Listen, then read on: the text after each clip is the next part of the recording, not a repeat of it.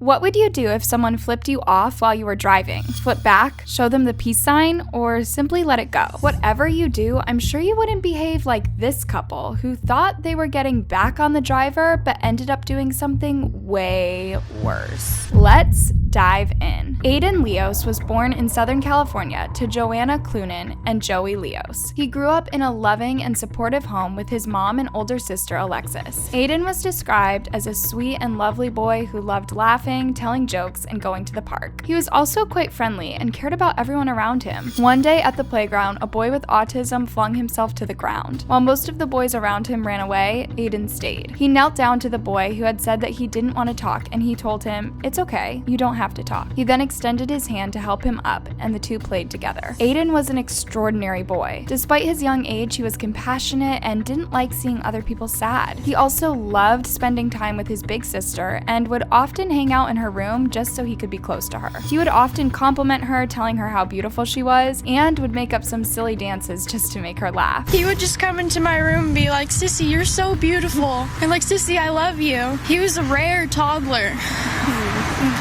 Just loved having him in my life. Aiden also loved his mom and would not go to bed before telling her goodnight and sweet dreams. That was the kind of boy he was, wise beyond his years. On the morning of May 21st, 2021, Aiden was riding in a booster seat in the back seat of his mom's car, heading north on the 55 freeway in Orange County. His mom was going to drop him at his kindergarten class in Calvary Chapel Academy in Yorba Linda. The two were at the carpool lane, and Joanna was about to switch lanes to exit when suddenly a car cut her off. Joanna was mad at the other driver who seemed unbothered about what she'd done, so Joanna flipped her off and continued trying to get off the freeway. She had no idea about the horrific thing that was about to happen. First, she heard a loud bang at the back of her car, and then her son said, "Ow." Joanna quickly turned to check on him and was shocked to see him holding his stomach and blood was coming out. She immediately pulled over, took Aiden out of the car, and tried to stop the bleeding with her hands while still trying to call an ambulance. And he said, "Mommy, my tummy hurts." So she went and she picked him up.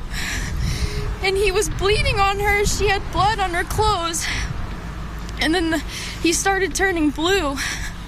And that's when the ambulance took him. Aiden was rushed to the hospital but sadly did not make it. Joanna's entire world came crashing down around her. She was beyond devastated and could barely move or speak for a while. She felt like she was living in a bad dream that she could not wake up from. California Highway Patrol officers found a bullet hole at the back of Joanna's car and believed it had gone through and struck Aiden. The officers said the incident was an act of road rage and urged anyone with information to come forward. They identified the vehicle of interest as a 2018 or 2019 white Volkswagen Golf sports wagon and was occupied by a female driver and male passenger. Joanna was distraught. She had to watch her little boy die in her arms. I can't imagine this kind of pain she must have been going through. She wanted justice for her son. He was beautiful and he was kind and he was precious, and you killed him for no reason.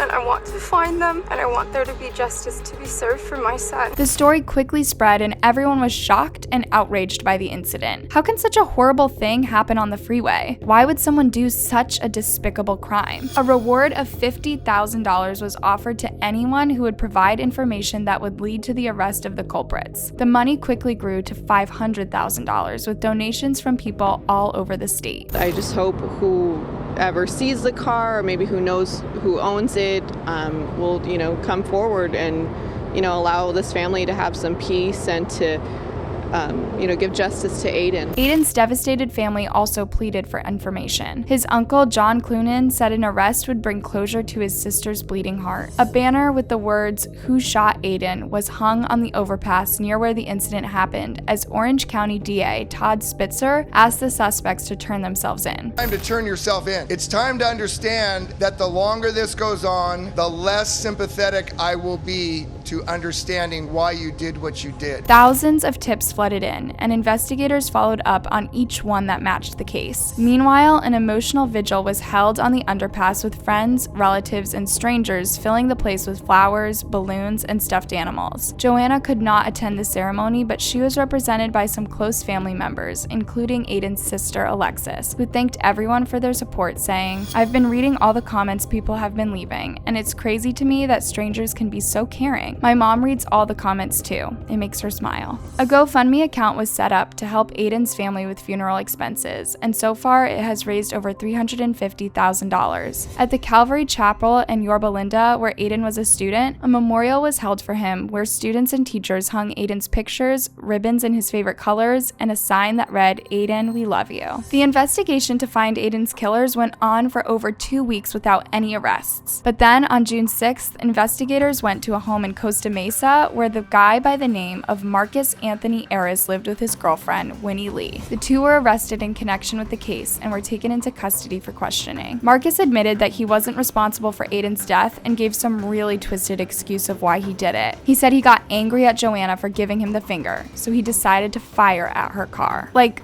who does that? It's just insane what some people would be capable of just because they're mad at someone. This guy and his girlfriend didn't even stop to think that someone might have been hurt by his action. They just drove on to work and went about their day as if nothing happened. They never thought much about it until a week later when something almost similar happened again. A driver in a blue Tesla did something that apparently annoyed Marcus, so he picked up his gun again and pointed it at the guy. This time though, he didn't get to fire because the man said that he'd call the cops and drove off.